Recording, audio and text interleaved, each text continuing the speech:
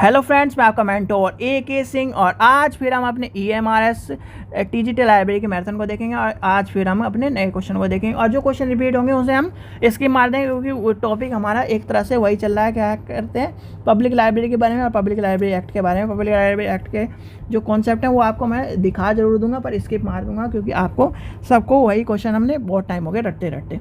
ठीक है, तो चलिए शुरू करते हैं आज के क्वेश्चन।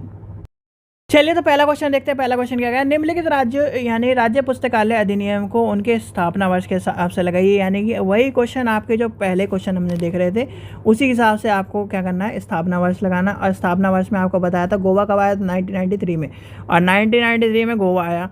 तो उसके बाद क्या है, यानी आपका क्या है आपको पता होना चाहिए, पश्चिम बंगाल यानी कर्नाटक क्या है, कर्नाटक सबसे पहले आया आपका इस सीरीज़ में 65 में। 65 के बाद आपका यानी कि पश्चिम बंगाल, आपका पश्चिम बंगाल कब आया 79 में। और यानी कि आपका लेके चलेंगे हम, इसमें क्या आ जाएगा, सबसे पहले आ जाएगा 1965 और 65 के बाद आ जाएगा आपका 79 और 79 के बाद आपका आ जाएगा गोवा, गोवा आ जाएगा 93 और 93 के बाद आपका आ जाएगा 2001 में आपका ये आ जाएगा। तो इस हिसाब से व्यवस्थित कर लीजिए। तो ये क्या है, यानी देखिए किस तरह से घुमा फिरा के कभी कोई पूछ ले जा रहा है, कभी कोई पूछ ले जा रहा है। तो ये सारे कहीं ना कहीं जब आपको क्वेश्चन का पता होगा, या तो आप क्या करो सारे के सारे एक्ट 19 के 19 एक्ट याद कर लो तब एकदम सॉल्व कर पाओगे, या फिर आपको इस तरह फिर वही आ रहा है निम्नलिखित पुस्तकालय अधिनियम के उनके अधिनियम के अनुसार लगाइए। तो आपसे देखो गोवा में बताता हूँ, गोवा क्या है 1993। आप बताओ और कौन से किस तरह से यानी कि किस तरह से व्यवस्थित करे जा रहे हैं। देखो आपको पता है इसमें क्या पूछा रहा है, मणिपुर, और मणिपुर क्या आया था 88 में आया था।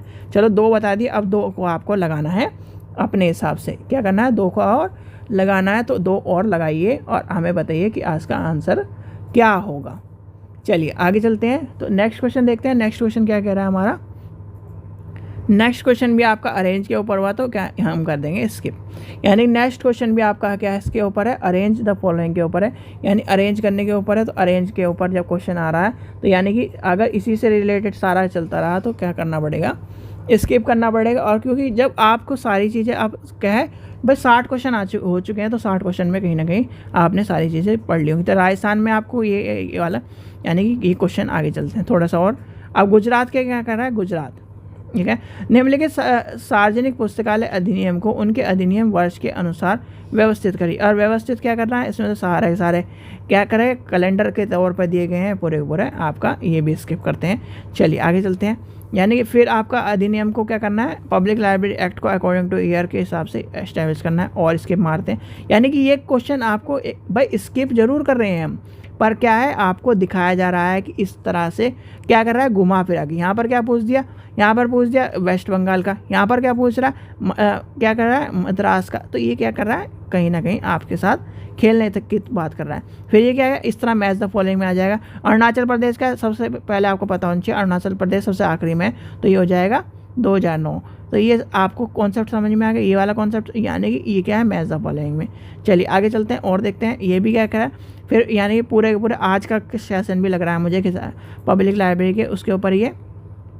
चलिए आगे थोड़ा सा क्वेश्चन चेंज हो गए। निम्नलिखित अध्ययनों में से किस में शोधकर्ता को किसी विशिष्ट उप जनसंख्या के परीक्षण की आवश्यकता होती है क्योंकि वह समय समय पर बदलती रहती है। तो ये क्या है, नया क्वेश्चन है और नए क्वेश्चन में यानी कि जो अभी तक हम पढ़ रहे थे एक्ट के बारे में उससे हट के क्वेश्चन है। तो इसका आंसर क्या हो जाएगा, यानी 19 का आंसर हो जाएगा आपका कोहर्ट अध्ययन, यानी कि कोहर्ट अध्ययन, ऑप्शन नंबर ये हो जाएगा बी। चलिए क्वेश्चन नंबर नेक्स्ट देखते हैं। क्वेश्चन नंबर नेक्स्ट क्या कह रहा है, फिर अरेंज द फॉलोइंग है। अरेंज द फॉलोइंग हम इसकी पाएंगे, सारे अरेंज द फॉलोइंग आपका जो है जो भी लाइब्रेरी एक्ट से जुड़े हुए हैं सारे के सारे आज की जो है इसके मार देंगे। चलिए नेक्स्ट देखते हैं, किस भारतीय राज्य सार्वजनिक पुस्तकालय अधिनियम में पुस्तकालय उपकर का प्रावधान नहीं है। अब है, पहली बात तो आपको पता होना चाहिए है किस किस में, और है किस किस में ये वही क्वेश्चन है जहाँ पर भाई आपको पता है उपकर की बात कहाँ पर कही गई है। भाई उपकर की बात जो है आपको ये पता होना चाहिए। जब हम किसकी बात करते हैं, हरियाणा की, यानी कि हरियाणा में किसकी उपकर की और किसकी टैक्सेस की बात कर रहा है वो, भाई हरियाणा में किसकी बात कर रहा है? आपके टोटली क्या है, ये है 5 है, 5 में से किस किस की बात कर रहा है? उपकर की। भाई उपकर जब आता है तो हम क्या करते हैं, जब इसमें लेके चलते हैं, सेस में बात करते हैं, तो हरियाणा में क्या क्या करता है? उपकर की बात करता है वो, और उपकर, और तो ये क्या कह रहा है? उसकी बात कर रहा है। और ये क्वेश्चन बिल्कुल रिपीट क्वेश्चन है, तो ये क्वेश्चन इसका यानी 72 का आंसर आपको खुद बताना है। चलिए आगे चलते हैं, क्वेश्चन नंबर नेक्स्ट देखते हैं। ये भी अरेंज द फॉलोइंग के ऊपर है। चलिए आज का सेशन यानी कि आज का सेशन मुझे लग रहा है बहुत ही छोटा सा रहेगा। तो arrange the following the stage क्या कर रहा है? ये इस्टेब्लिश के बारे में कह रहा है, निम्नलिखित को उनके व्यवस्थित करिए, फिर वही कह रहा है। चलिए और आगे चलते हैं, क्वेश्चन नंबर नेक्स्ट कह रहा है which of the following public act does not have the provide of library cess. भाई लाइब्रेरी सेस कहाँ पर नहीं है, ये पूछा है। तो लाइब्रेरी सेस कहाँ पर नहीं है, यानी कि निम्नलिखित में किस के सार्वजनिक पुस्तकालय अधिनियम में पुस्तकालय उपकर का प्रावधान नहीं है। उपकर का प्रावधान आपका क्या है? पश्चिम बंगाल और महाराष्ट्र की बात कर रहा है, यानी पश्चिम बंगाल और महाराष्ट्र की बात आ जाएगी। पश्चिम बंगाल और महाराष्ट्र में सार्वजनिक पुस्तकालय अधिनियम में पुस्तकालय उपकर का प्रावधान नहीं है, जबकि केरल और कर्नाटक में है। यानी कि इसका आंसर क्या हो जाएगा? ये वाला हो जाएगा। ठीक है, ये वाले हो जाएंगे नीचे के दो। चलिए आगे चलते हैं और देखते हैं और क्या है क्वेश्चन आपके लिए। क्वेश्चन नंबर नेक्स्ट है, डिलीवरी बुक एक्ट 1954 में कौन सा वर्ष में संशोधन किया गया था? तो ये आंख बंद करके लगा देना, 2 साल बाद लगा देना, 1956। चलिए आगे चलते हैं, क्वेश्चन नंबर 77 देखते हैं। लाइब्रेरी और बुक एक्ट के तहत किताबों को प्राप्त करने के लिए कौन सी लाइब्रेरी की बात कही गई है? भाई ये लाइब्रेरी की बात कही गई है, तो इसमें जो लाइब्रेरी आती हैं आपको, जब डिलीवरी बुक एक्ट की बात आती है, तो डिलीवरी बुक एक्ट में आपके क्या बात चलती है? सेंट्रल लाइब्रेरी यानी केंद्रीय पुस्तकालय दिल्ली की बात चल रही है, और दिल्ली की बात चल रही है, तो कहीं ना कहीं इसका आंसर क्या हो जाएगा आपका? Option number B. तो और उसमें लाइब्रेरी कौन कौन सी है? यानी कि हमारी जो लाइब्रेरी है, आपको सबको पता है कि पुस्तकालय जो अधिनियम का है, यानी कि डिलीवरी बुक एक्ट में कौन कौन सी 4 लाइब्रेरी, आपको मैंने कहानी क्या बताई थी? 3 भाई पैदा हुए एक साथ, यानी 3 भाई पैदा हुए एक साथ, और उसमें क्या कर रहा है वो जो है उनको एक साथ उनका राजपाट मिला, यानी उनको क्या मिला? राजपाट मिल गया। उसके बाद एक छोटा भाई पैदा हुआ, उसको बाद में मिला, तो वही दिल्ली की कहानी। चलिए डिलीवरी बुक एक्ट क्या है? यानी कि पुस्तकालय डिलीवरी बुक एक्ट जो है भारत में किस टाइम पारित हुआ था? वो आपको पता है 56 में संशोधन था और 54 में ये आ गया था। चलिए आगे चलते हैं, क्वेश्चन नंबर नेक्स्ट देखते हैं। क्वेश्चन नंबर क्या है? What is the full form of WIPO? ये क्या है? WIPO की फुल फॉर्म क्या है? तो ये सबको पता है, वर्ल्ड इंटेलेक्चुअल प्रॉपर्टी ऑर्गेनाइजेशन, यानी कि आपका हो जाएगा world intellectual property organisation. Question number next देखते हैं, क्वेश्चन नंबर नेक्स्ट कह रहा है WIPO का मार्केस, यानी कि मार्केस समझौता क्या है? मार्केस समझौता आपको देखो, जब मार्केस समझौते की बात आएगी, मार्केस समझौता पहली बात तो इस तरह मिलेगा नहीं। मार्केस समझौता क्या करता है? दृष्टिबाधित लोगों के लिए पुस्तकालय सुविधा प्रदान करने की बात करता है, और ये आपका UGC का क्वेश्चन होगा कहीं ना कहीं। अब कहाँ है? फैकल्टी बुक, हाँ ये रहा आपका, ये आपका हो जाएगा। और ये ध्यान रखना, इस तरह क्वेश्चन कहीं ना कहीं इंपॉर्टेंट है, और कहीं ना कहीं जब आप ये मान के चलिए आप किस में हो? एकेडमिक लाइब्रेरी में और छोटे बच्चों की लाइब्रेरी में खासकर इस तरह के क्वेश्चन पूछे जाते हैं अटपटे से। चलिए आगे चलते हैं, क्वेश्चन नंबर 81 देखते हैं। विच of the following is not covered under intellectual property right? यानी बौद्धिक क्षमता अधिकार के अधीन इनमें से शामिल नहीं है। तो इनमें शामिल क्या? यानी कॉपीराइट आता, पेटेंट आता, ट्रेडमार्क आता, कोष नहीं आता, यानी कि आपका हो जाएगा ट्रेजरी नहीं आती, तो इसका आंसर हो जाएगा ये। चलिए क्वेश्चन नंबर नेक्स्ट देखते हैं, क्वेश्चन नंबर नेक्स्ट क्या कह रहा है आपका? तो इसका क्या आंसर होगा? इसका आंसर हो जाएगा यानी कि वो आपको कोष वाला। अब ये आ रहा है बर्न सम्मेलन 1888 संबंधित है, यानी किससे संबंधित है? आपका आ जाएगा कॉपीराइट, यानी कि कॉपीराइट से संबंधित है, तो इसका आंसर हो जाएगा कॉपीराइट। तो इससे संबंधित क्या होगा? इसका आंसर हो जाएगा कॉपीराइट, यानी कि कॉपीराइट हो जाएगा इसका आंसर। एक मिनट, कॉपीराइट ये हो जाएगा कॉपीराइट। चलिए आगे चलते हैं, क्वेश्चन नंबर नेक्स्ट देखते हैं। Patent information system is located, ये भाई पेटेंट सिस्टम लोकेटेड आपको सबको पता है। पेटेंट सिस्टम कहाँ है आपका? नागपुर में है, यानी कि नागपुर आ जाएगा, नागपुर ये रहा 30 नंबर पे।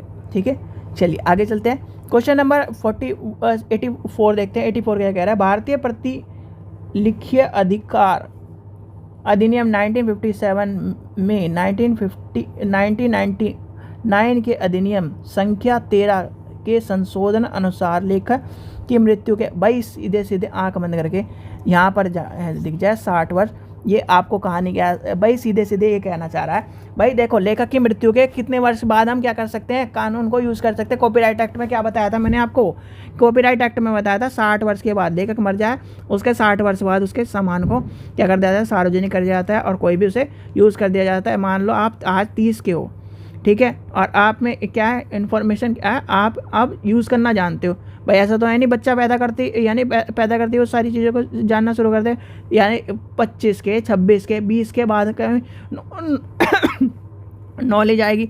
और लेखक ख़त्म हो आज तो क्या करोगे, 60 वर्ष टाइम लगाओगे, यानी कि 30 + 60 90 साल के हो जाओगे। 90 साल के बाद अगर जीते रहे तो यूज़ कर लेना, वही कहानी हो जाती है। क्वेश्चन नंबर नेक्स्ट देखते हैं। हाल ही के वर्षों में डिजिटल प्रलेख की विषय वस्तुओं के प्रतिलिपि यानी कॉपी और पेस्ट यानी कॉपी पेस्ट अधिक सरल हो गया, जिसके बारे में लोग खो का श्रेय देने से बचते हैं। डिजिटल प्रलेखों के विशाल संग्रह एक दूसरे से तुलना संहिता करता है, जिसमें साहित्यिक चोरी का पता लगाने की बात कही जाती है, जिसे कहते हैं हम प्लेगरिज्म। यानी उरकुंड वाली कहानी समझ आती है। सॉफ्टवेयर सहायता खोज का उपकरण जिसे क्या कहते हैं, एथोनेटिक आदि ऑनलाइन प्रलेख के विश्लेषण, यानी सीधे सीधे मान के चलो भाई आपने चीज़ें लिखी, आपको मैंने उरकुंड वाली कहानी सुनाई थी, प्लेगरिज्म वाली कहानी सुनाई थी, वही बात कर रहा है। प्लेगरिज्म वाली सॉफ्टवेयर जो कहानी बताई थी वो आपसे बात कर रहा है, यानी कि ये क्या कर रहा है, ये कह रहा है कि जो उरकुंड यानी कि आपके जो प्रलेख है, देखो दोनों ही सही है, इसमें दोनों ही आपके क्या कर रहे हैं, वो क्या करता है, चोरी को पकड़ता है। जैसे हम ये मान के चलो ये चीज़ मैंने कहीं से उठाई तो ये क्या है, आपको बता देगा कि ये कहाँ से उठाई गई, आपको क्या कर रहे हैं, रिपोर्ट्स पूरी सबमिट करके दें। प्लेगरिज्म यानी प्लेगरिज्म क्या है, यानी साहित्यिक चोरी दूसरे लेखकों की भाषा, चिंता, विचार, अभिव्यक्ति का गलत गुण ग्रह को चोरी का प्रकाशन, यानी इसकी बात करते हैं। Plagiarism is an in self, यानी कि एक तरह का क्या है, साहित्यिक चोरी स्वयं एक अपराध है। इसका प्रयोग प्रतिलिपित अधिकारी यानी कि क्या है, कॉपीराइट एक्ट के अंदर आता है। ठीक है, तो इस चीज़ का भी आपको पता होना चाहिए। प्रतिलिपि यानी कि ये भी दोनों सही हैं। ठीक है, प्लेगरिज्म का याद कर लेना, प्लेगरिज्म के ऊपर क्वेश्चन आ चुका है। क्वेश्चन नंबर 87 देखते हैं। 87 क्या कह रहा है आपका, किसी विषय को IPR के अधीन अनुरक्षित करने के लिए निम्नलिखित में से मूल शर्तें क्या हैं। तो मूल शर्तें क्या हैं, तो उसकी मूल शर्तें आपकी हो जाएगी, आपका हो जाएगा पहला नंबर हो जाएगा यानी कि कृतिक मौलिकता। फिर दूसरा नंबर क्या हो जाएगा, आपका हो जाएगा कृतिक मानवीय निर्मित हो, और आखिरी क्या है, कृतिक यानी कृति अनुसूचित हो, यानी कि वर्क मोस्ट रिकॉर्ड, यानी कि जो वर्क है उसका क्या हो जाएगा, आपसे पूछा गया है वर्क आपका होना चाहिए मोस्ट बी रिकॉर्डेड फिक्स्ड, यानी वर्क मस्ट बी ओरिजिनल होना चाहिए। ये हो जाएंगे सारे के सारे, वर्क मस्ट बी, ये हो जाएगा, ये हो जाएगा। ठीक है, चलिए आगे चलते हैं। क्वेश्चन नंबर नेक्स्ट देखते हैं। क्वेश्चन नंबर नेक्स्ट कह रहा है, ये कह रहा है मैच द फॉलोइंग, यानी मैच द फॉलोइंग में ये जो है यानी सेक्शन क्या कह रहा है, किसके कह रहा है, कॉपीराइट एक्ट के। कॉपीराइट एक्ट के जो सेक्शन है उसके बारे में बताना चाह रहा है और उसके बारे में आपको पता होना चाहिए। देखो कॉपीराइट एक्ट में जो है 55 क्या कहता है, 63 क्या कहता है, 63A क्या कहता है और 64 क्या कहता है। देखो 55 क्या कहता है, यानी कि जो 55 है आपका 55 क्या आ जाता है कि ये बताता है कि जितनी भी चीज़ें यानी कि क्रिमिनल रेमेडीज़ के बारे में, यानी कि ये आ जाएगा पहले नंबर पर। फिर आपका आ जाता है 63 और 63A। 63 क्या है, यानी कि इसके आ जाएगा उल्लेख के अपराध के बारे में करता है, यानी कि आपका हो जाएगा 2 नंबर।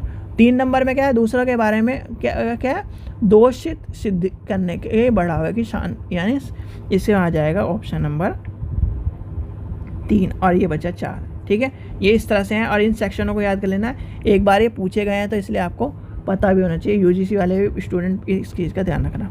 क्वेश्चन नंबर नेक्स्ट देखते हैं। कॉपीराइट, पेटेंट, ट्रेड मार्क और व्यापक रहस्य। तो इसमें आ जाएगा सबसे पहले आ जाएगा यानी कॉपीराइट। कॉपीराइट के आर्थिक अधिकार। फिर आपका आ जाएगा पेटेंट। पेटेंट क्या है आपका, सरकार एवं उधार भावक का सिद्धांत। ठीक है, फिर उसके बाद क्या है, व्यापार रहस्य।